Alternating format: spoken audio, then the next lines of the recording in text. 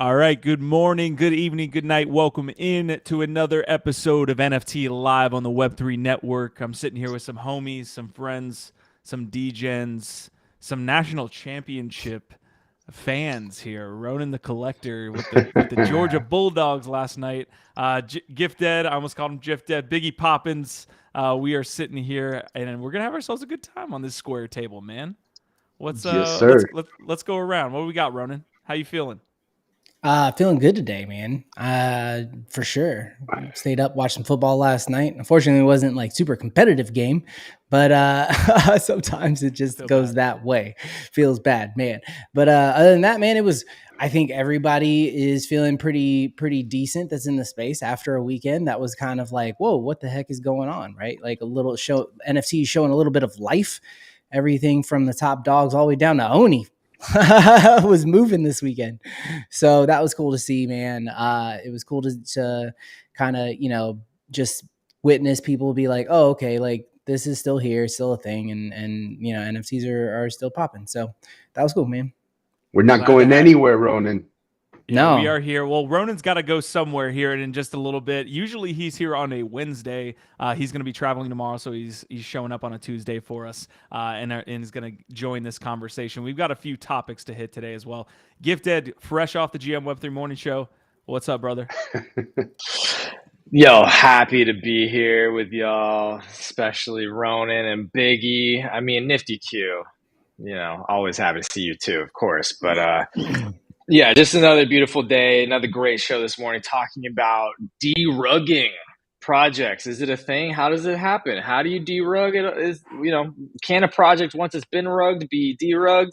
All of that. And I look forward to keeping some of that conversation going here as well. I also think to Ronan's point, one thing that we didn't hit on yesterday about our analysis with what's going on with the current pump and the state of the market is that part of what I think is going on, with this renewed hopium or what's fueling some of this shift to a more positive sentiment within the hardcore user base is also realizing that we will still be here, but also like NFTs are actually a lot of NFTs are holding value better than a lot of stocks right now. And what I'm referring to is that, Bankless, shout out Bankless Pod. They do great content. They were talking about how the way that stocks are going right now, like if you look at where the stock market was at its highs to where they're at now versus where crypto was at its highs to where crypto's at right now, crypto is holding like 13x better than the stock market. Like the stock market, like you think crypto and NFTs are doing bad, the stock market's doing like 13 times worse. So like anyway, I think that's part of it too, is that what, we're actually not doing as bad as some other parts of the market. Nice. Not doing as bad as the IRS either. We'll get to that here in just a second. Biggie, how are you doing today, my man? Shout out to you there down in El Paso, Texas. It's good to see you again. Thank you, brother. Good, man. Already like fucking breaking my New Year's resolutions thanks to all these like open editions coming out. Like I just can't help myself, dude.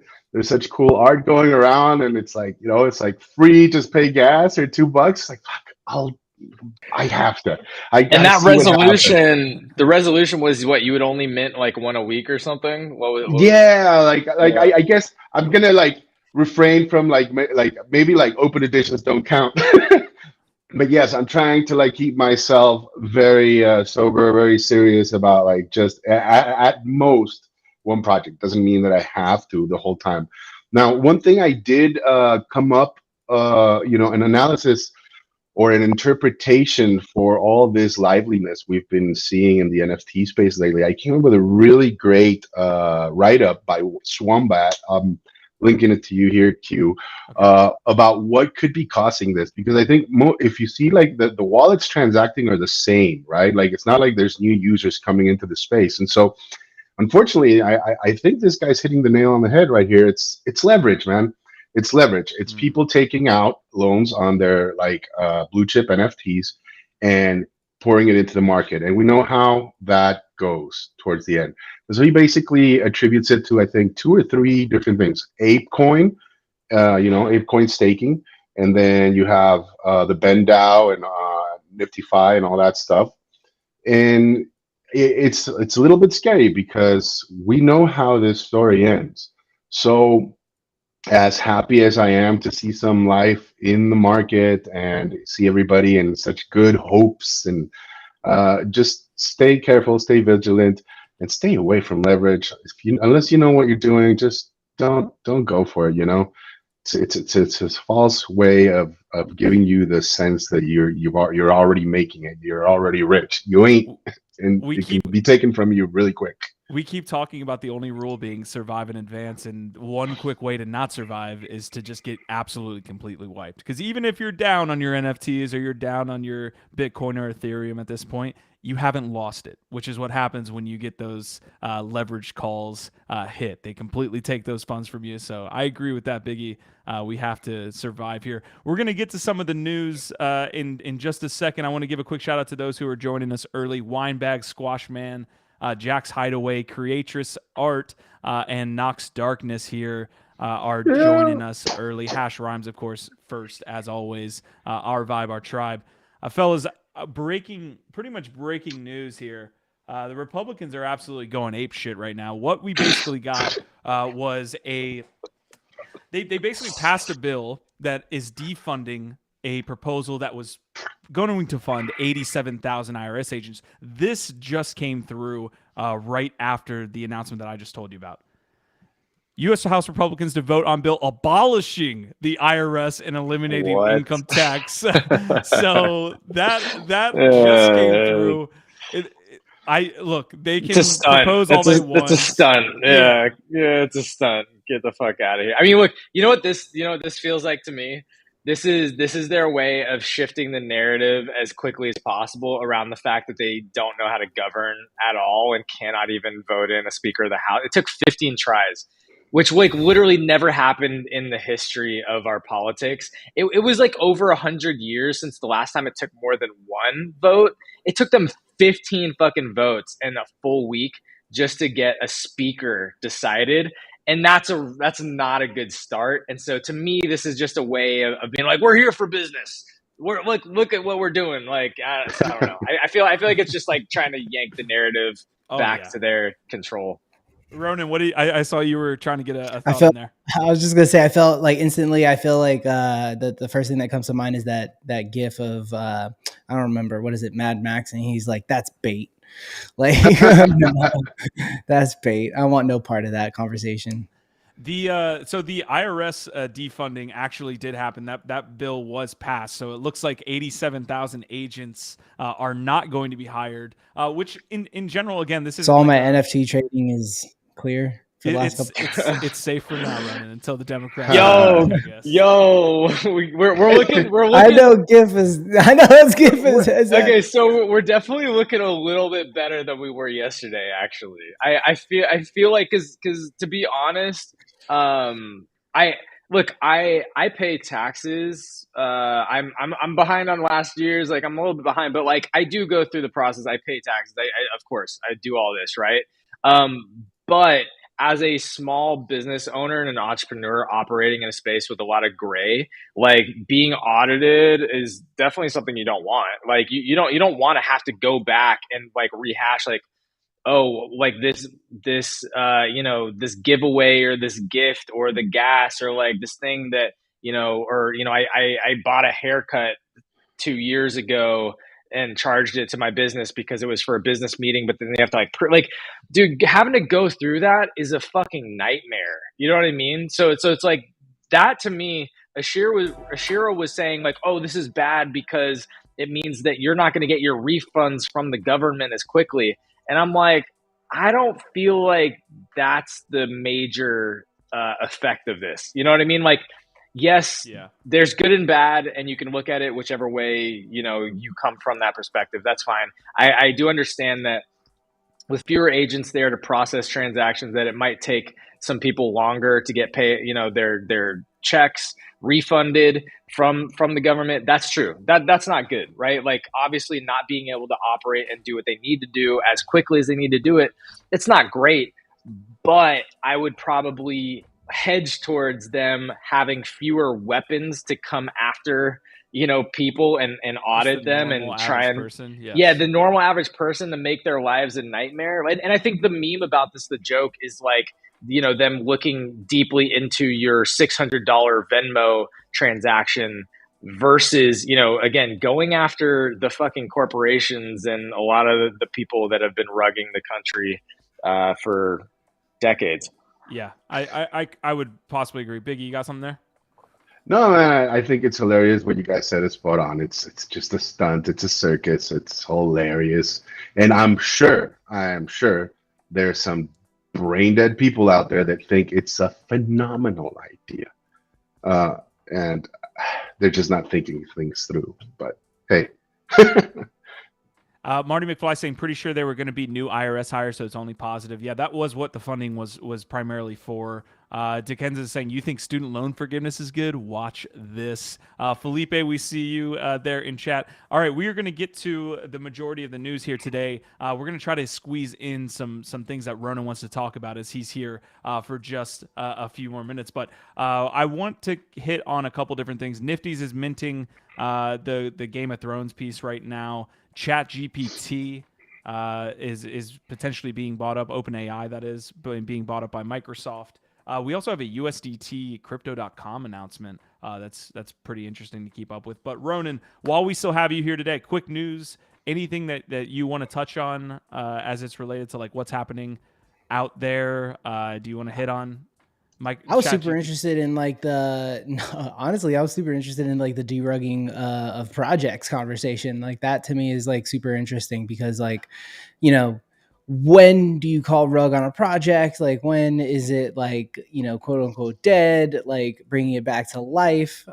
What spawned that conversation? That one seems like really like, yeah, for me, like most interesting at the moment, because I think that a lot of people assume because projects go quiet and because they start to like do things in the back and they're not giving as many updates or whatever often, that they're just rugged or they're dead, and then it's like, well, no, they're just doing work like most like innovative like companies, right? Like Facebook isn't giving you an update every freaking 2 days of what they're doing, what they're building, or when they were not the evil empire they are. But I think that's like important for people to remember, and so it's really interesting for that to be like a topic of conversation. So we actually had the Rate My Rug segment, and I'll give you a little quick piece. We actually had a tough time, to your point. We needed you, Ronan. We could have used you.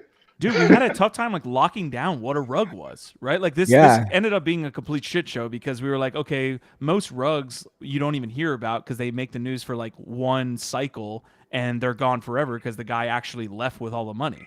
So all of these projects are like legitimate projects that had outsized expectations, or to Gift Ed's point this morning, like bad communication with what they were talking about to the community with like Kevin, for example, or Super Yetis saying that they were going to deliver on this stuff and then completely missing the ball. But I don't really even like Super Yetis is like, but even like Super Yetis is like, I don't. They came back, they did a land thing, right? And then they just went back and just got quiet again. Like from what I understand, I don't know, but like at least like with other side, like we know there's active like development going on, right? Like you're seeing updates and videos and like there's teasers and there's a somewhat of a roadmap expectation and things like that. Like some of these other ones have just been quiet, right? Like, and again, I'm more for not screaming, rug, like, too quick on any project, right? Like, I feel like all of this is going to take time and some of this shit's going to take years and people just need to like understand that. Right. I was just looking through my NFTs yesterday and I was like, man, just kind of perusing through and I'm like, some of these I'm like, in 5 years, brother, you'll have your time. But it just takes some of this shit just takes time. It's like Mooncat started to boom again. And I'm like, man, Mooncats. Like I remember picking that Mooncat up in, August of 2021, thinking like I was so convicted, like Mooncats was going to be like a shit and like it bombed. But like here it is like pumping back up. Right. So it's like, just depends time. But to me, it's interesting. Yeah, the expectations and the relationship especially early on in the NFT space, that we've like us all here, we've seen this play out from sort of the beginning of, the 2021, 2022, to even 2020, so where it went, there was this really unhealthy like expectations and relationship between collectors and the teams, especially when it's a small team. Like if they weren't doing enough immediately and they weren't like constantly doing shit every single day, people would start yelling rug or fucking be toxic. And I think that was really, really, there was a lot of negativity and toxicity that was coming out during like late 2021 and a lot of 2022. And I feel like with the bear market, a lot of that left and or chilled out. Like I think a lot of people realized like, hey, this isn't easy for anybody. And I think I like what Ronan's saying, but a big part of it too is when like a lot of these are small teams, man. A lot of these are not big teams that have like a full communications department. You know what I mean? It's like they need to go off and work. They need to go do shit, get shit done before they can come back with an update, and that can take a while. And so setting the realistic expectations, it goes both ways. It's on the community to have realistic expectations, but also on the project to set good expectations. And I think the roadmap meta was one of the issues. True. I mean, it's like how much money can we raise on the promises that we can make? Like that was basically full stop what was happening at the time, and the community had that quick backlash. I think near the end of the cycle, it's like you're not doing anything. We're not going to give you all this money. Go ahead, Rob. Yeah. And I think like that's where like the roadmap can do like the opposite, right? Like it can really like act as a detriment to like a project, because sometimes like you can dream big and have all these grandiose ideas of what you want to do, but then and like reality hits and you can't execute on some of these things. And a lot of times these projects will say, oh, we're going to do this, this, and that once we get the money or once we raise or once we do our drop, and then they get it. And then it's just a couple of guys in their bedrooms who have big dreams, and then they don't know how to execute on those things that they promise, right? And it's not to say that they don't try, or it's not to say that some of them can't succeed, right? But like a lot of the times, like these guys are going to fail because that's just like the nature of business, right? Like you look at it and they say, I don't know, like hundreds of businesses fail every single day or some shit, right? Like it's a crazy amount of people who try, and there's very a small amount of people who succeed, and you can't expect the opposite here. Just because everything popped off for 6 months, right? Like, I think like the expectation just needs to be the same. And also like, once they figure this shit out and they start like integrating their NFT like projects in their like core business, right? Like one of the things that's interesting that happened now, right? Like we're in this like bear, and it's like a lot of these Web3 projects are trying to figure out what their identity is and what is exactly the product that they have. A sustainable business like, model. Exactly. Like what's the product? Dude, that is such a great point, Gift, that we talked this morning about the Game of Thrones drop, okay? And people were like, why are they doing this? Like, what are they doing? Like, they're trying to make money. And, like, in this space, I think that gets overglossed because from the collector's perspective, we're trying to flip. Like, there's not a lot of projects in the NFT, Web3, crypto space in general that have a consistent revenue stream. They're not real businesses yet. It's like they're having to work backward. This is one of the interesting things that everybody's like slowly realized, is that, okay, let's say you're a project founder. Let's say that you manage to sell out a project and raise $1.5-2 million. Like that sounds great. That's a lot of money. Like you just raised a lot of money, but that does not last you long at all. Like if you're actually then trying to figure out how do I build, you are then trying to reverse engineer out of this a whole business plan and a business model, right? So like, and also keep in mind, most projects don't actually make that much, right? So it's like we see these big numbers, but like let's say that you made a couple $100,000 even. You're like, oh, that's a shitload of money, but like really, again, like most businesses fail. Like 99% of business startups fail that have that kind of funding. They don't go anywhere. And so, when like royalties are important because they do provide some revenue, but for most of these projects, it's not enough. Like we were looking at the royalties from 2022 and you see massive numbers for like the top 10 collections, but the vast majority of projects aren't getting a really meaningful, sustainable revenue from royalties. It's still important because you got something, but that's not going to keep you going. You've got to now figure out what is the sustainable business model, what's the product, what's the Web 2 business. So it's like you're now reverse engineering a Web 2 business out of Web 3, and that's, I think a lot of the more successful ones are going to be the ones that figure that out, or the ones that actually come from Web 2 and can successfully transition or launch a Web 3 product. Yeah. I know, Ronan, that you have to run here, but you were like intimately involved in potentially taking over an NFT project that was going to rug, right? The guy was going to leave, and there was this big treasury that got transferred over to the community, which I think is a unique and cool part of being in the Web3 space. You can have a community-owned treasury. You can have an NFT that gets you voting rights or things like this that allow you a voice when something like a rug happens. So, I mean, from your experience, what were like the pitfalls or like all the, kind of experiences you had in that transition from the actual person being in charge to now the community taking it over? Trying to figure this shit out, right? Like trying to like figure out like, how do you move forward? How do you come up with a game plan that makes people happy? How do you execute on that game plan? Where do you find, the funds to pay these people in a way that like is the right way of going about doing business, right? How do you find those processes? How do you take the people who are on board and willing to like help and make them actually give a crap about the output that they're doing, right? Like sometimes a lot of these projects, there's a lot of them, right? There's a bunch of those projects that are big, right? Like, there's just a lot of pitfalls, a lot of them. And it's all the typical stuff that you run into when you're running a business. You're going to have issues. And the biggest problem is that they don't ask for help. And then they don't seek like that aid to like get them out of the pitfall or go hire the right people. Like that's probably the biggest thing is taking all this money they raise and then not like taking it and putting it into a bank account for the business and then issuing like, getting an LLC, like doing it the right way. They think that they can do all these massive things in the decentralized Web3 way. And you find out quick, like you get burned, right? Everybody watch CoffeeZilla. Okay. Like Jake Paul came to the table, right? And what he did was he tried to like execute a Web3 project, kind of like a degen, right? Like just like Logan Paul? Whatever. Logan Paul? Yeah. One of those fuckers. The Web3 Barbie, yeah. So like,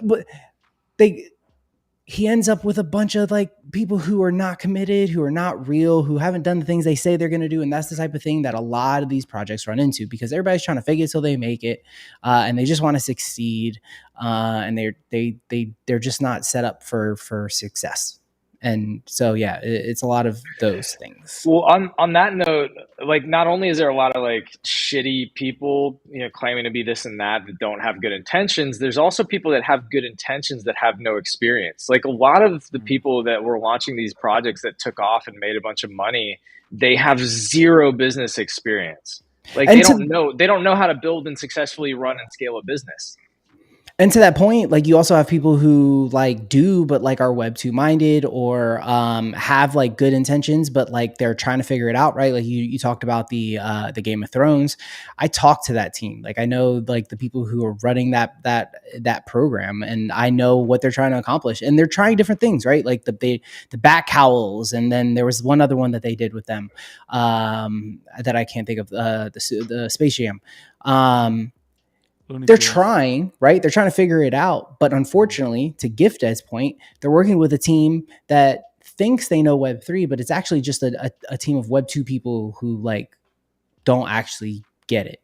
And so that's why you see an approach like the approach they're taking with Game of Thrones, right? It's still not accessible for the everyday person, like to go and collect these things and take part in this thing. And that's where we're at. We're not at, you can't charge $300 for a collectible or digital collectible experience. And then I'm sorry, I went to the webpage, I read the little blog on the Nifty's drop once you click the title box.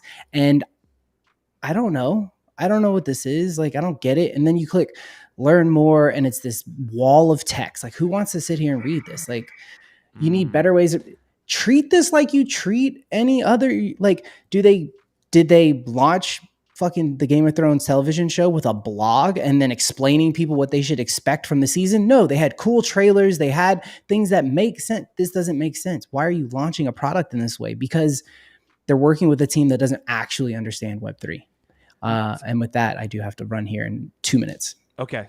So Nifty's has done this drop, and I want to give some flowers to Nifty's. They've done some good things with like actually getting noticeable brands into Web3, but I don't really have that much information on the actual chain because it's on the Palm network. Like you go to Dune Analytics, you can't find any information on the amount of volume that's being traded consistently Holders, on yeah. these past drop, holders, all these different things. It feels like if I'm with a Game of Thrones team, if I actually understand Web3, I can't go with Palm Network. I have to go with an Ethereum drop. We've been talking about potentially Polygon now. Solana's been mentioned, but why not just launch it on Ethereum is my whole deal. And I know that's tired.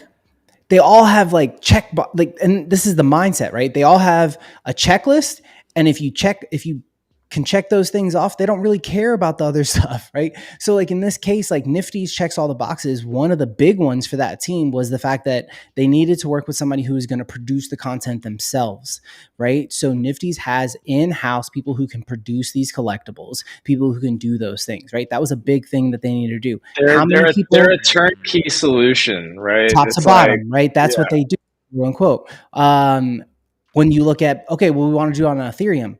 It's really hard to find a dev team that also does your creative, will also do your marketing, will also host your Twitter spaces, will also run your Twitter. Like, so when they come to the table, like that's what ends up happening, right? Like, and it's hard. I'm telling you, like, despite the fact that people do it, right? Like it's not being marketed in the right place. You're not like talking to the right people. Like, that's the issue. And I've said it before, like we don't have enough collectors, people who understand this shit, who are put in positions to be able to be influential for these brands and these companies and make the right decisions, right? And some of the ones who have tried have gotten burned by having people who didn't actually know. And some of them have gone on to, be Nike and Artifact. And guess what? If you are out there trying to launch your brand into Web3, you got one right here. Ronan the Collector, he's going to be there and in the space and leading in that way. So I'm excited to see where that takes you, man, because you have all the right experience, you have all the right values to make these drops successful. It's a challenge. We'll see, right?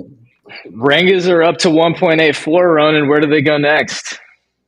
Dude, I love my ringas, man. I love my ringas. Actually, just I got an offer on one earlier. It was like, oh, look, ringas are still popping. Even though everything else kind of cooled off a little bit, ringas are popping. Apes still popping. I'm still feeling pretty good about my investments. Popping?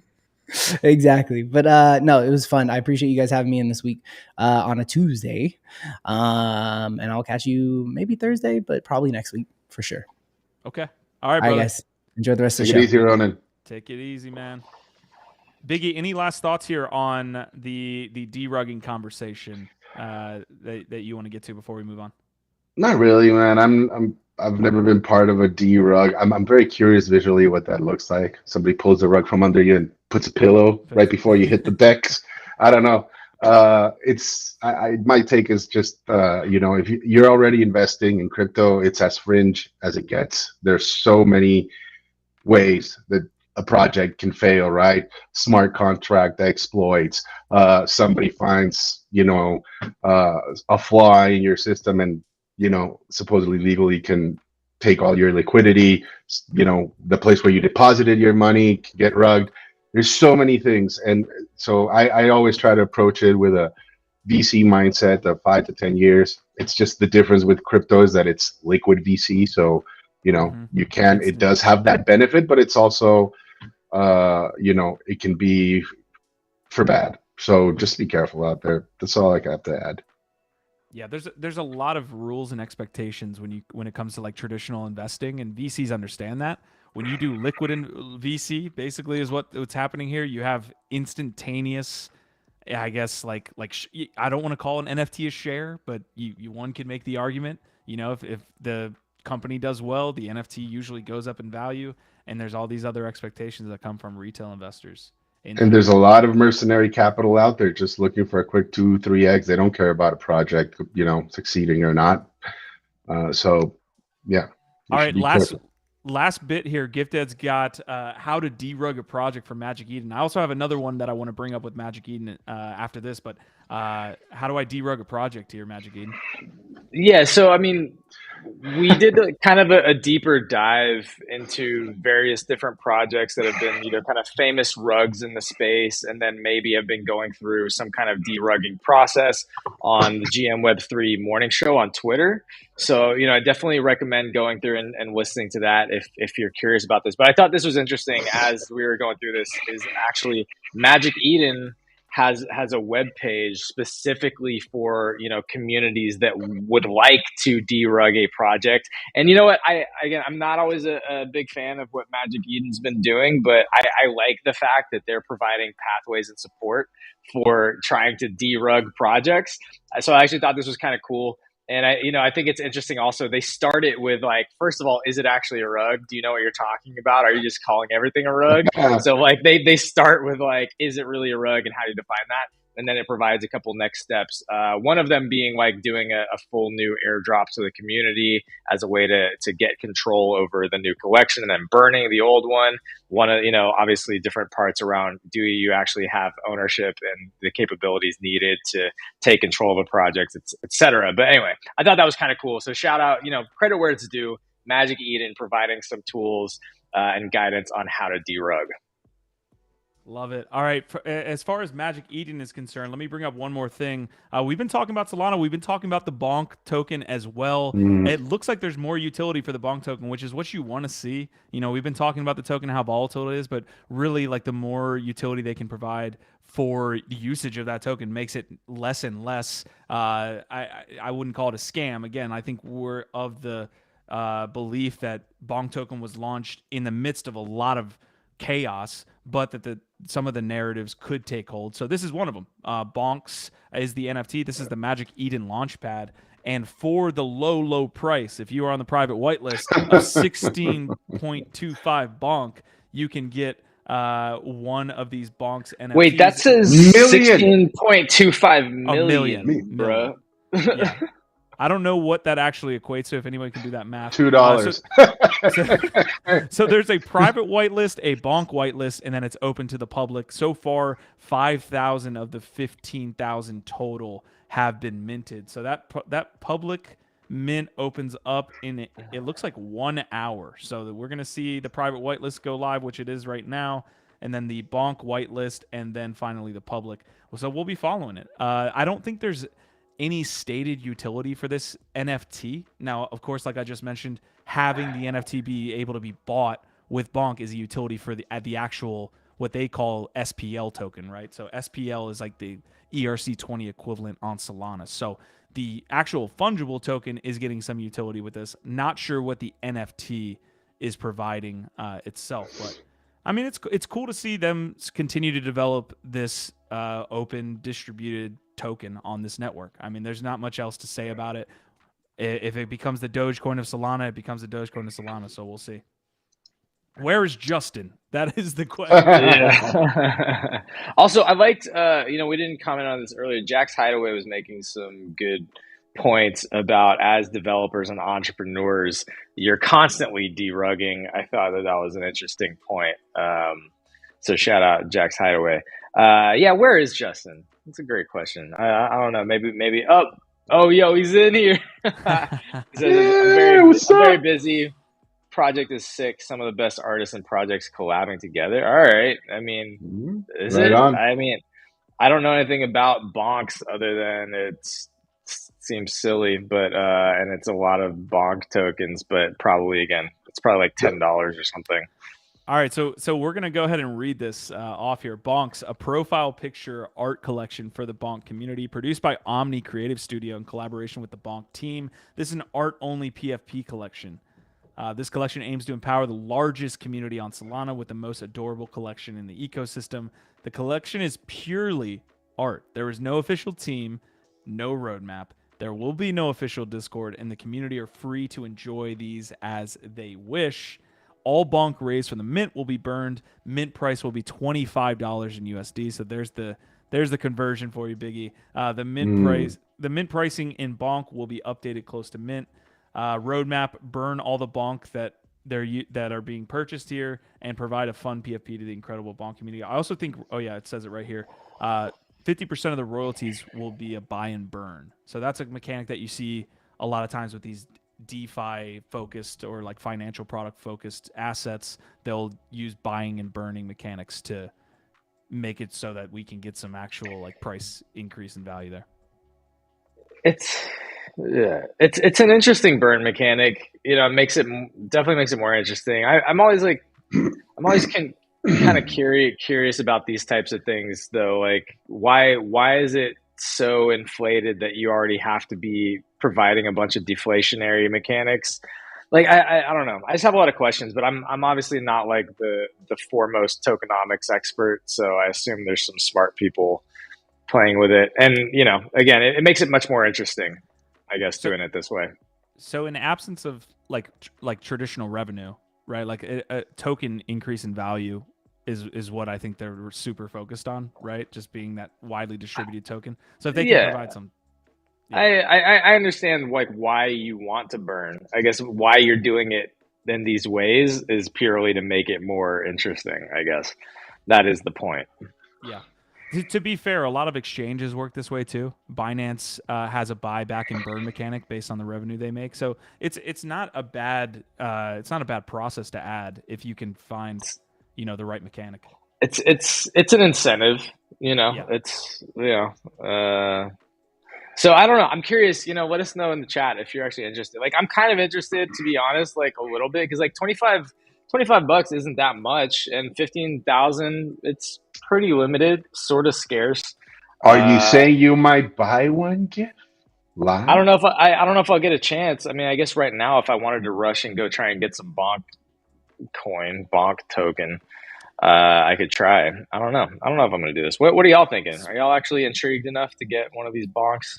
I mean, at that low of a price, they're really. I mean, 15,000 is not like the lowest amount, not the highest amount either. So I don't think it's a bad play by any means if you can get into it. I don't even know if they'll be available at public. BONK is up 1,700% off all-time lows. All-time highs, it's down 70%. So it's sitting. I mean, god damn it, what the fuck even is that? At multiples of some type of penny denomination there for BONK. It's up 90% in the last 7 days. So we did see like a huge blow off the top there, and then we're kind of trending. But I mean, at some point, like what's the circulating? I'm not a big fully diluted valuation. So circulating market cap is 66 mil. Puts it at the 300th biggest project. I mean, and I hate to use project. It's just a token on Solana. That's the way that they want to have that narrative. So you said 300th. 300th. Like again, like we were saying around this point, like watch out. Careful. Don't buy at the top. But like at some point, it becomes a good buy. At some point, it does. But hey, solid call there. We got that one right. Oh, we're getting a BONK versus ApeCoin battle here in the chat. I don't know if we want to start that one.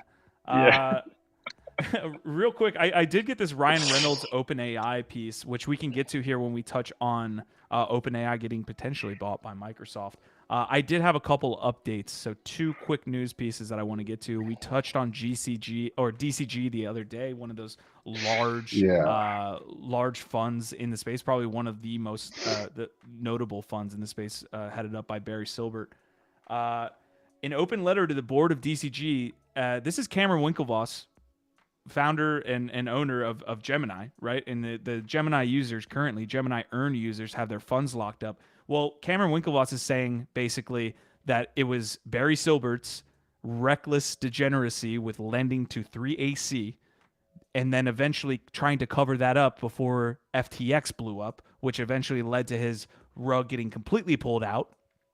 And that's the reason that they're in the position that they're in. And so he's basically telling DCG in this letter, and I'll link it here in the chat for you guys to take a bigger look, that essentially fire Barry Silbert and let's figure this shit out, because he's been lying since the beginning. This is going to go to court. Potentially, all of this stuff is still upcoming. But we did get that update from Cameron Winklevoss pretty much just like with the most blatant letter that I've seen on Twitter attacking Barry Silver. Yeah, and you know what? He at least I feel like the Winklevi understand transparency in this space is key, and that's why they're handling it this way, in my opinion. Instead of just doing like short, pithy, sort of esoteric sniping tweets and just trying to like battle, which is what CZ and like Sam were doing, just like having this sort of like quick hand back and forth. He's actually like being like, no, here's like an official document, like you can see this is what I'm filing, putting on record of like our stance, how we want to move forward, etc. Honestly, I think I appreciate this approach from leadership much more than a lot of other approaches. And it feels like, at least for his part, he's trying to be transparent with where he stands and where he thinks things need to go. We should all be hoping that this gets worked out as soon as possible. Like everybody in the space has interest in this working out and not seeing another massive marketplace fail and just everything be lit on fire. Because we can still go lower. Like again, this has the potential to be the catalyst that takes us to the even further bottom, the bottom or bottom, as I like to say. So yeah, hopefully something happens. I also had one quick thing that I wanted to shout out, Q. So I don't know, whenever I get a chance, I have a quick throw in. Buddy. So Wrexham AFC in a shocking upset. They beat Coventry City 4-3 on the road to advance to the fourth round in the FA Cup. So this is a big win, and it's really cool. If y'all aren't super familiar, we've talked a lot about WAGMI United and their goal to promote a lower end team. Ryan Reynolds and Rob McElhenney bought a lower end team also and are doing this with Wrexham, and it's cool to see them making strides. I don't know how WAGMI's doing, but Wrexham it looks like is actually getting somewhere. 100%. And so Wrexham is in the league below WAGMI United. WAGMI United is in League 2. And if you want a quick 10-second update, it's not going good. We had a bad start to the season. We eventually sacked the manager. We're doing a little bit better. I believe the second manager got sacked somehow. Like we had another run. These English football teams do not run like NFL or NBA teams where you go on a bad run for 6 or 7 games and you could be out of there. That is not how American teams do it usually, because I think the fans, from what I've heard from my European friends, the fans have more of an outsized like voice at the clubs in these English Premier League or even like lower, maybe not Premier League, but definitely the lower. Anyways, they were on their third manager, I believe, and the third guy up and quit. He just quit the team like 2 days before they were having a back-to-back like run of matches. The guy who owns, I believe Preston, I'm blanking on his name, Preston Johnson, I believe, founded WAGMI United. He had to go into the dugout. He had to fly to Crawley Town, go sit in the dugout with the team while an interim coach was taking them. We're like 3 places out of last place. So yeah, TLDR not going that well at WAGMI United. But in the process of derugging, right, Q? True. Yes. We're reverse engineering a football club here. Full circle. I like that. Biggie, did you have any thoughts here on the DCG and Gemini piece? I just have one word for you, Q. And it's written in the back of my shirt. Trouble. It's trouble. Yes, sir. I think when you see these leaders in the space take to the airwaves in this particular manner, it doesn't bode well for me. It just never turns out well. Once you start going to the public to kind of, legal documents and all, whatever it may be, it just, to me, it reeks of desperation. It smells of emotionality, and it never ends well. So I'm keeping my eyes on it, and I don't know. Like you said, GIF. Like we wanted to end on a positive note, but it's not looking good. Yeah, we'll see how it affects the space going forward, and we'll see if Barry Silbert does There's eventually get replaced on the board there. so Q. Maybe you can correct me if I'm wrong, but basically, if we were to TLDR like what's going on with all this DCG Genesis back and forth, imagine that you went out with a group of your friends and you all had a great time. You had an amazing time buying a bunch of expensive food and drinks, and everybody got drunk and full, and it was a crazy night. A bunch of stuff happened. Everybody's just ordering this and that, and then at the end of the night, the tab comes. And there's a bill. There's currently an outstanding bill for $1 billion staring at everybody, and they're all kind of like a little bit drunk / maybe coming down off their buzz, and they're all staring at each other saying, who's covering this? Who's covering this exactly? Where's this $1 billion? This is how we know you're from LA, GIF. Yeah. No, it's like that. Is that what's happening? That's what it feels like is happening. There's this role. There's $1 billion tab that nobody seems to want to pay for. There's an interesting tie-in here to the Grayscale Trust. So they were basically like cycling money through 3AC to buy GPTC shares, which again gets into like way more complex situations. But basically, when it all unraveled, they have a bunch of great GPTC shares and no way to pay the $1 billion back.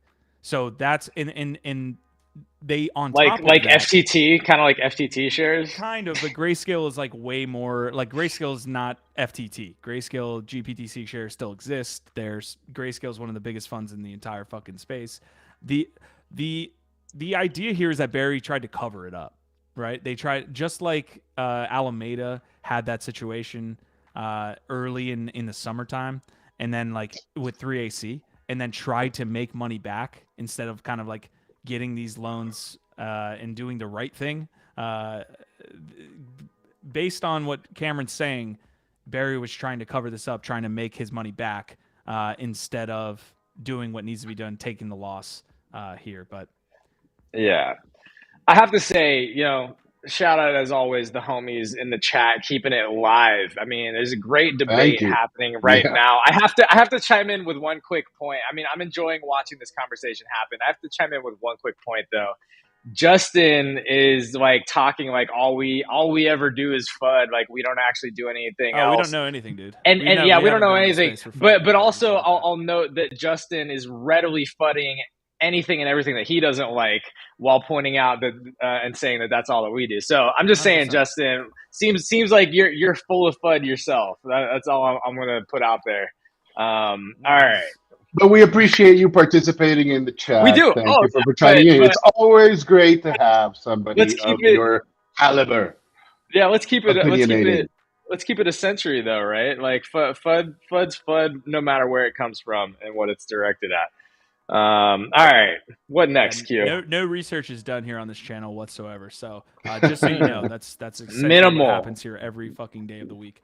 All right, so the last bit, I did have that Ryan Reynolds piece that we'll touch on here in a second, but the USDT piece, this is kind of just breaking. I don't even think it's been announced yet about this USDT at crypto.com. So essentially what's happening here is USDT is one of the largest stablecoins in the space. It has had a long run and reputation in the space for propping up a lot of the cycles that we've seen in 14 and 16, 17, when they were printing a lot of USDT. Didn't know if they had the actual reserves to back it up, but it didn't matter because no one really called them on that bluff. So the space essentially was, like, I'll give you the TLDR here. If you're able to give somebody Ethereum and they give you USDT back and they actually don't have any money to back that up and it's a stablecoin, that's fake money. And so they funded a lot of the space early on with fake money. They've since been able to prove that they have the reserves, that back one-to-one with this stablecoin. But now we're seeing Crypto.com saying, hey, you have 2 weeks to remove USDT from your balance on this exchange, and that's that. So going into the quote here, Dear value customer, this email is to inform you that Tether will no longer be supported in the Crypto.com app on January 31st, 2023. We will be delisting all USDT transactions and USDT will be suspended. Please take urgent action to review your balance and take any necessary action. No reasoning was given. No reasoning was given for what's happening here with Crypto.com and USDT. And that's basically, everyone's basically predisposing kind of what's happening here with Crypto.com and why they're delisting this now. USDC is one of the largest stable coins in the space. It's used by Coinbase, and there's a lot of other things. But yeah, that's what's happening with USDT right now. We don't know why this is happening. And what's happening in the chat here? Is this just getting off the rails? This is the last thing I want to do, is have to go off the rails with the show to deal with this shit. No, I'm trying to get Justin on the show because he thinks that like he doesn't have a voice. I don't know, but we want him to come on. I'm trying to organize it. Sorry, don't let me derail. But yeah. No, don't worry about it. It's just we only talk about part the of guy the half of course. the fucking show. I Crypto.com know. delists Tether USDT stablecoin for Canadian users. So this is primarily for Canadian users. This is all happening like as we're talking here. Like this literally just broke in the last couple hours. Top exchanges by volume. In accordance with Ontario Securities Commission as part of a pre-registration undertaking for a restricted dealer's license.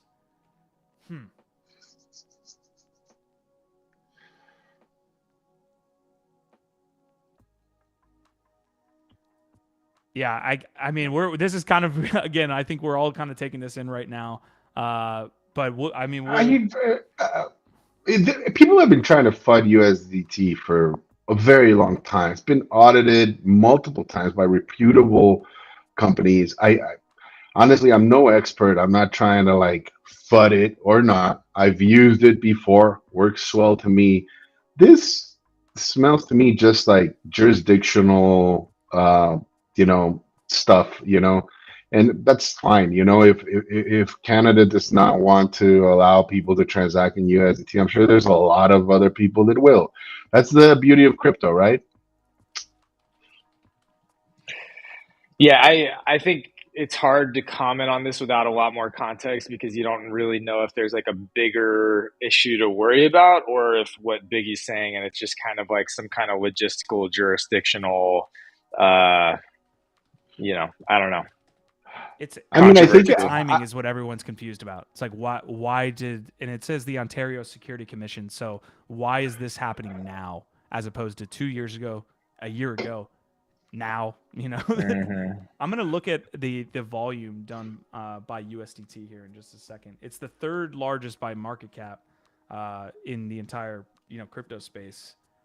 31 billion in total 24-hour volume for Tether here. So wait, so Tether's third to Bitcoin and Ethereum? Yeah. Dang. I mean, so yeah, if there is something, this is why. But it's still number one in stablecoin, right? In USD stablecoin, right? Well, so this is why people are speculating and concerned is that if you've got the number one stablecoin by volume that is starting to be regulated or shut down by certain exchanges, that could be a sign of some larger issues or things happening behind the scenes that we're not aware of just yet. Mm-hmm. So I think that's what everybody's speculating about and concerned about. But again, we don't know what it means yet. So, all right, if anybody has any like location we can look at these analytics for Tether. I'm looking on Dune Analytics. There's some pieces, but they primarily have to do around like curve pools and some other different DeFi platforms. So if anyone's got anywhere we could like see some good Tether analytics, I'd love to see what they've got. Yeah, don't get too caught up in that. Yeah, I'm not. All right, so we're gonna move on to so we have two big topics here: Microsoft buying ChatGPT. We also have Trial of Jimmy that's coming to a store near you here in 1 day. So we have the information that is supposed to be coming out here on the 11th obviously that's something that we can look into. Gif, I don't know if you actually went onto the Yuga Labs website and looked at this, but I want to show you guys real quick a piece here. Let me make sure I've got this correct.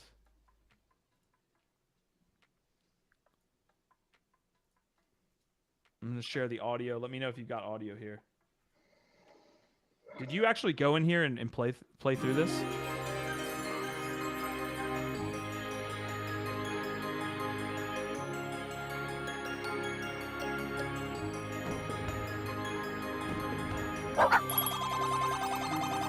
So this was like an interactive piece that you can kind of work your way through. Gives it a little bit more information on like items that are probably going to be up for grabs. Let me make sure I get this audio.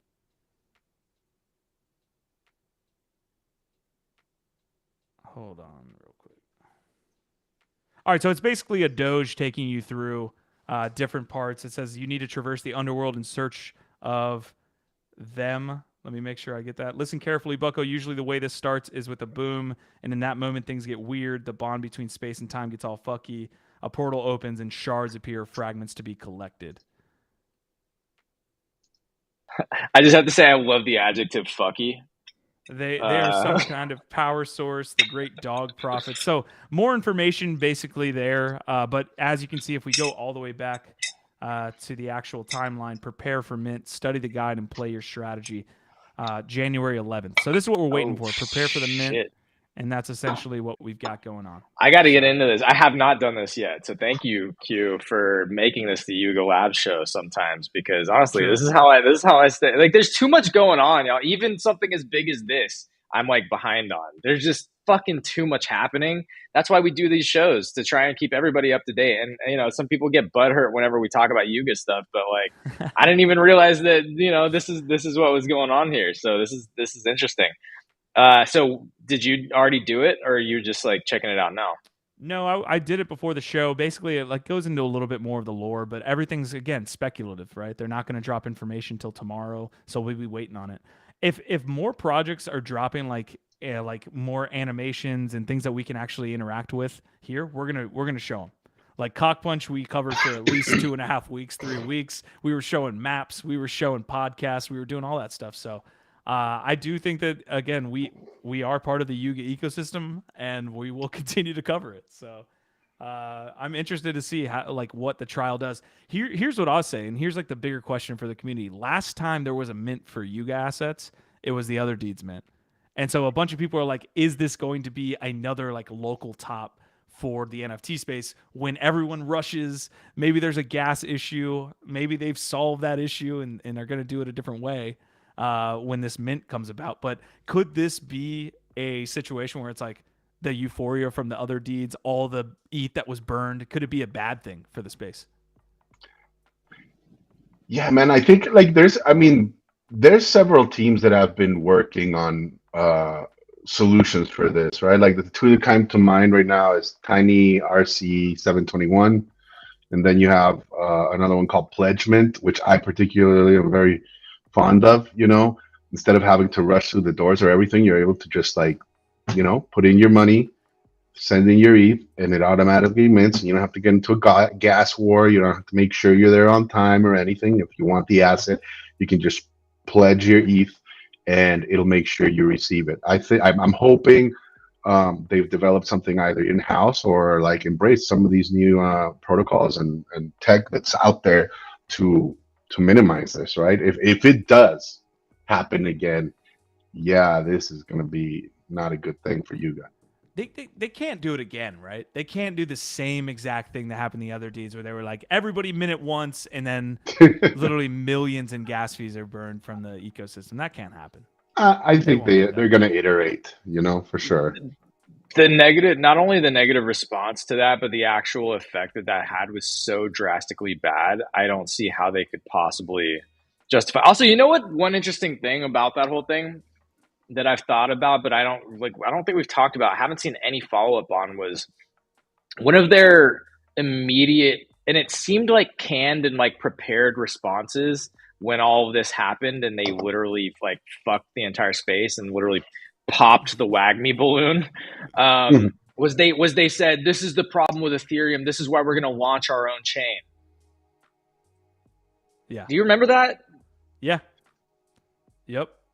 Actually, yes. I do remember that now. It kind of, I kind of like put that in the back of my brain, but yeah, right. I think they've since like moved away from that narrative. Like they're not going to be launching their own chain. Obviously, I think they're staying on Ethereum until further notice. But eventually, I could see them doing some type of move. I know they want to do their own marketplace. That's a big thing for Yuga, is to be able to like take ApeCoin fees or like have some type of ApeCoin utility built into a marketplace. So yeah, I can see a marketplace, but like developing your own custom in-house protocol it's not worth it in my opinion. You want to focus on what you're doing right. You can't spread yourself too thin. That's a tall order. But I understand the frustration. Yes. Squashman saying Ape Chain in the community came back and said, hell no, keep it on ETH. Marty McFly saying that was such BS. And Asmodai saying, I'm just a kid playing in the digital sandbox of nifty stuff. What a comment there. I've stayed away from the comments here. So sorry, folks, if I'm missing your comments. Well, I'm still waiting. I'm trying to confirm Justin's Twitter handle so I can actually go follow and DM him. I've asked several times. I don't think I've seen it yet. So Justin, please drop your Twitter handle in the chat so that I can actually coordinate this with you. I have to say though, it's interesting thinking that an invite onto the show means that you're going to dictate the entire run of show. That's an interesting move. We'll see how that goes.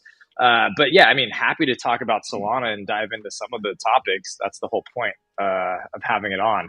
I just don't know about the approach of like, hey, first time on the show, I'm going to give you the entire fucking like rundown of what we're going to talk. It's like, bro, look, what are you doing? If you're putting a show out on YouTube or just out into the world at all, which if someone is going to be like making comments consistently and comments about us specifically, then you should have something that you put out into the world. But I've since, long ago stopped worrying about what anybody is saying about this channel or what I'm doing. Because we're putting it out there. If it's out there, someone's gonna have some way to talk about it, this, that, or whatever. So Nox Darkness is saying, I like hearing about Yuga Labs. I think whatever they do affects all of us. I'm only a bit jealous that I missed BAYC. All right, so I think like TLDR here. Again, information coming tomorrow as it's related to Trial of Jimmy. We think that they're not going to do the same other deeds debacle that happened in the space, and it's likely going to be positive. But we don't know any of the information. So, Marty McFly says, host, any thoughts on the BAYC Hawaiian shirt art, Boogaloo Boys, or can't unsee it as a Boogaloo? This goes back to the Ryder Rip stuff, right? The Yacht Club Nazi stuff with the surfing the Kali Yuga and stuff like that. I haven't dove in like too closely into it. Sounds like tinfoil hat stuff, but it could be, I don't know. I don't know, Marty. Let's see, let's see how it all pans out, right? Need a little more info on that. Yeah. Okay. Are we talking about all the conspiracies and like the shit around Bored Apes? Is that what we're talking about? You can touch on it just for a moment, but I don't want to stay in. Okay. So I haven't spent much time recently, so if there's new revelations, I'm not caught up on that. I remember, it was around like the last NFT NYC when I feel like a lot of this stuff started to coalesce and people were putting out some of these expose videos of like the conspiracy, like putting it all together, like look at all these coincidences. I have to say, when you watch some of those videos and you put all of the different pieces together in a certain way, it does feel and seem like there's something there. And so like I have that, and I understand that there might be something like not cool there. I also see how like a lot of it might be read into too much, or it might actually be a nothing burger. So like I'm still very much on the fence about this. I'm not saying they're innocent of being like shitty and having some weird intentions and putting some shitty stuff in there. That might be there. I just also don't I don't know if there's like conclusive evidence of malfeasance and like XYZ, right? So it's like that's what I think is still being sorted out. I haven't jumped to any conclusions on it. I also think that, you know, a lot of people, regardless of socioeconomic status, race, gender, etc., have all benefited greatly from the project, and that is something to consider in the whole thing. It's not like only a certain type of people were able to benefit from this community writ large, right? You know what this reminds me of? Remember back in the day with all the metal bands and stuff, that stuff started coming out. Like if you play the record backwards, it's like devil worshipping music, or like Disney is embedding like, you know, messages to get little girls to get naked. Or it's weird. I mean, I don't know. Like some people like love falling down those rabbit holes and stuff. It's just crypto moves fast enough as it is. I ain't got time to fucking fall into. I mean, if it turns out to be true, I'll read into it and I'll be aghast as much as anybody else. But I just feel like it's not going to go anywhere. You know, I mean, even if they did end up using like, I don't know, like the same Hawaiian shirts that these Tiki Torch or whatever the fuck Boogaloos use, like, is that enough to like cancel the project, or I don't know, like sue them and win? I don't think so, right? Like, I don't know. So the tweet that I just pulled up Avoid that shit. Yeah, the tweet that I just pulled up said something about them being associated with a Nazi member, which we've seen. Like, we've covered this story multiple times. Like, I think 3 or 4 months ago, 5 months ago, when this allegation first came out from Ryder Rips and all this stuff, we were like heavily looking at the videos and watching all that stuff. I agree with you, Biggie, that the space is too fast to move down every conspiracy rabbit hole that you find. This reminds me a little bit of the Art Gobbler stuff, where it was like, who is the guy who's a pedophilia guy? And are you associating now the project with that guy, even though he's not the one that did this stuff, but his best friend is the one that did this stuff? So it's yeah.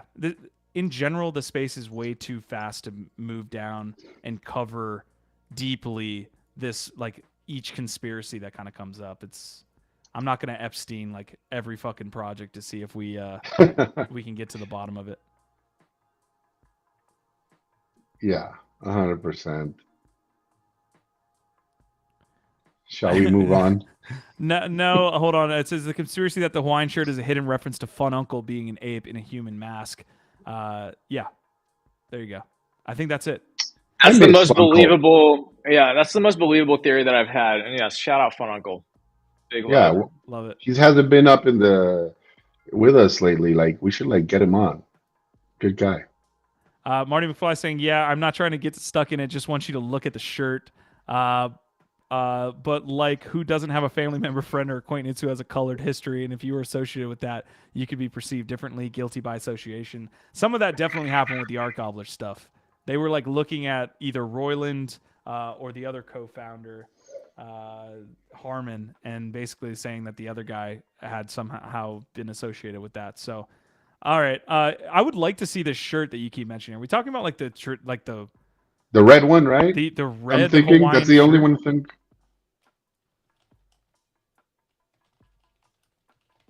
Like just the standard red Hawaiian shirt that the board that they're wearing. Anyways, all right, we'll move on to the last bit here before we make it down any further into this Epstein rabbit hole that we find ourselves in with Bored Ape consistently.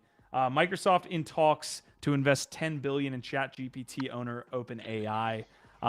We talked about it on the GM Web3 Morning Show. This is for 49%. So an investment stake, but not full control or full ownership in OpenAI. Microsoft obviously wants to compete on multiple levels with like a Google, for example. So is this a move to compete with Google? What this means for AI? What this means for ChatGPT? Are you excited? How should I say this? Not excited. Are you scared that Microsoft will be buying potentially ChatGPT and where that could potentially head it? I mean, I can think of worse people to put, this technology in the hands of than like Bill Gates and shit. Like, I don't know. I honestly think $29 billion valuation, I think, is what they're raising, right? And I also understand that it takes a lot of money to keep funding this. Like I think I saw some crazy amount of millions of dollars a week or so just to be able to facilitate it. So I mean, I'm not too concerned about that, honestly. Like if you're gonna get concerned of who owns it, I'd be more concerned about like this thing becoming sentient and going rogue on us down the line than what brand it's going to be stapled on top of the fucking thing. But I think yeah, like I can see it being competitive on its own. Like I'd be surprised if they accept that offer, right? I mean, but again, with VC money right now being so tight-fisted, right? Like they're being they're being very diligent with what they fund. I can see them accepting it. So either or, I'm cool with it. So Asmodai is pointing out a good piece as well. Also announced integration of OpenGT into Bing due within a few weeks. I don't know if that gets me to use Bing. Probably not. But this is their move, I think, to compete a little bit with Google, right? And be able to integrate that with Bing. Based as fuck revealed. Oh fuck yeah! Good news. Something different. Let's check it out. Send me a link if you can. Let me see. Boom, boom, boom. Gifted's like working away over there. I'm fucking slow, Q. What's going on, man? Yeah, what I have to say, like, since it's publicly like recorded, and this is SEO'd, I'll put out a statement.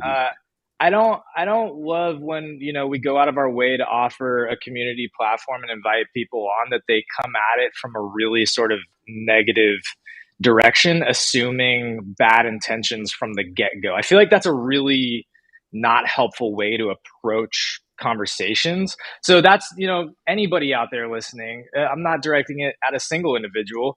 I'm saying for anybody, if you're invited onto a show and people are trying to make an open and honest civil conversation, an approach, to like keep an open dialogue with people and be inclusive, like assuming the worst of them right out of the gate before you even get into that conversation, it doesn't set up a good conversation. Like that's not a good way to do it. So I'm just going to throw that out there for anybody listening in general in life, like coming at people without giving them the benefit of the doubt, like assuming that they're trying to like manipulate or agendize you or whatever.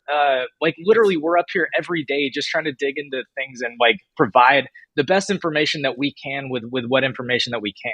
That's all we're fucking doing here. Like, so I don't know. I just have to say that, like, literally, it's not a great way to treat people and to come at a conversation when they're trying to have a dialogue. So I'll just say that outright. That said, this is an open platform. We want to have more voices. We want to have different voices. We want to have different perspectives, but also like respect is a key part of that. Like always understand, like we, just because we want and will tolerate many different perspectives and ideas and opinions, we of course are tolerant and want all of that. We're not going to tolerate disrespect. Like we're not going to tolerate people that are just outright. The tone has been increasingly disrespectful over the past 2 days. So let's just be open about that too. That said, I'm excited to have more people come on, and I hope more people will come on. Just as long as we can, at least understand like what this is. This is not like a fucking fight against each other. Like also it's like, this is not like what are we fucking gaining here by like fighting each other exactly? Like I don't know where it's going.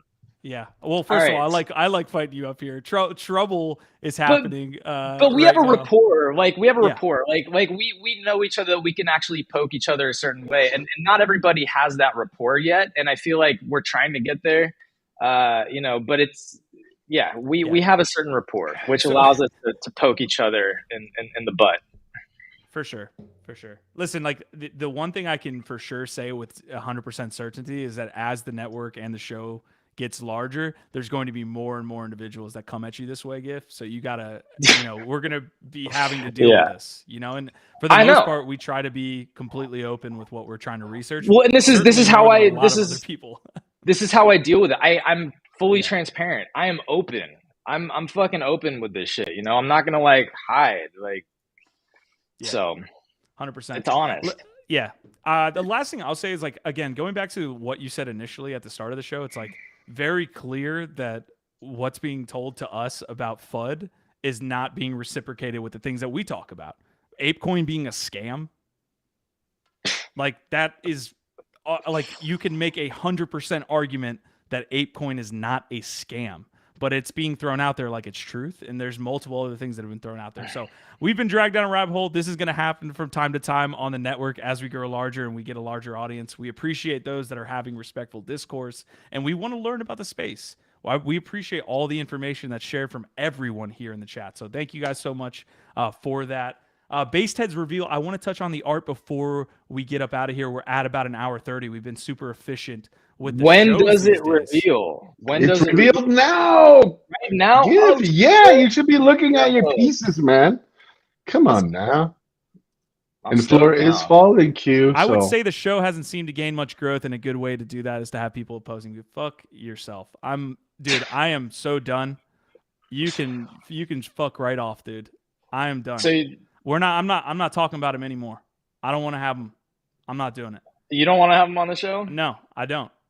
Right. I mean, that's not up to me then. That's not up to me then. Come on the Twitter Spaces. I'm trying, man. Nah, I'm trying. Right off.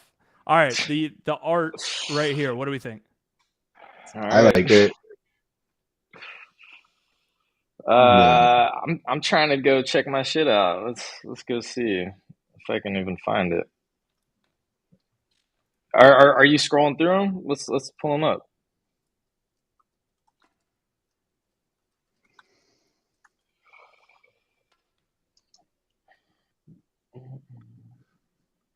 So what are your thoughts, Q? Since you haven't minted, since you didn't mint, what are you thinking? Do you like it? I think it looks good. I'm glad they didn't go the 3D route.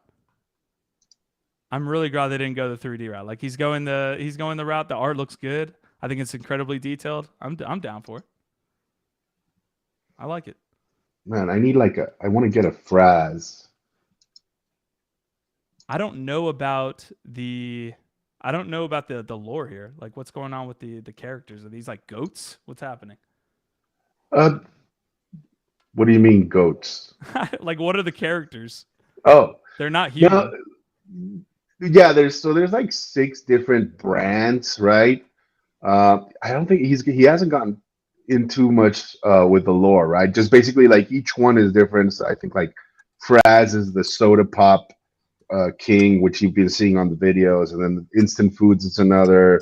Boobies is like the club in like the trash verse, it's like the party space. And so each one I think has its own like dominion or brand that they're pushing, right? Okay. But other than that, like we haven't delved in too deep on it. Giv, what do you think about these? Did you pull mine up? Oh yeah, is that mine? Yeah. I think the art's cool. I haven't. Yeah, obviously this is my first time like looking into it. A lot of different metadata traits. That's always cool. Nice. Looks like I got a couple decently rare 1% ones. That's kind of cool. So I don't know. I'm excited to look more into it, but I think the art's dope.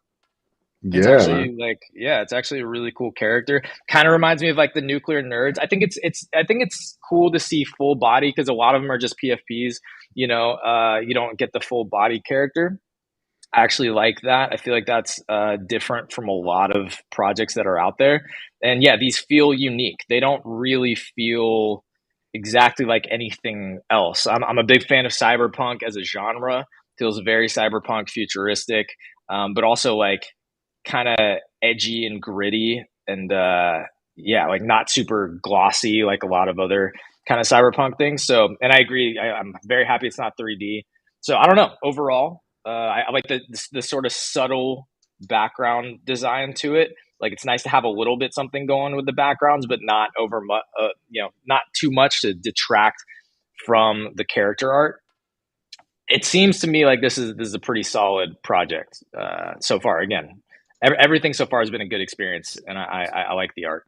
So floor price sitting around like 0.17. I did want to get to this picture, Biggie. Do you have this in your closet? You rocking these on the daily?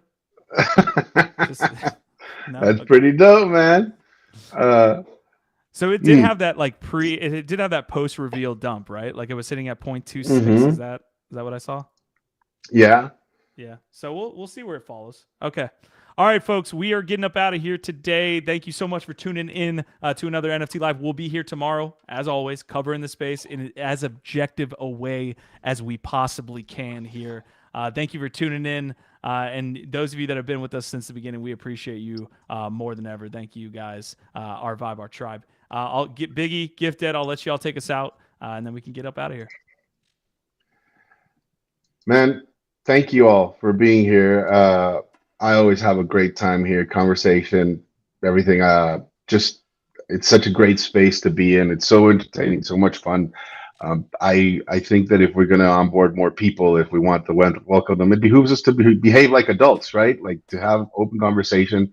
I think there's very few spaces out there that I've been in where we're blockchain agnostic, we're protocol agnostic, we're open to all types of people, and I'm very proud that we have so many women in our spaces that come and join us and reveal their projects with us. So thank you for being with us. I'm always having a great time here. My DMs are open. I'm on Twitter. You can shout out, do whatever.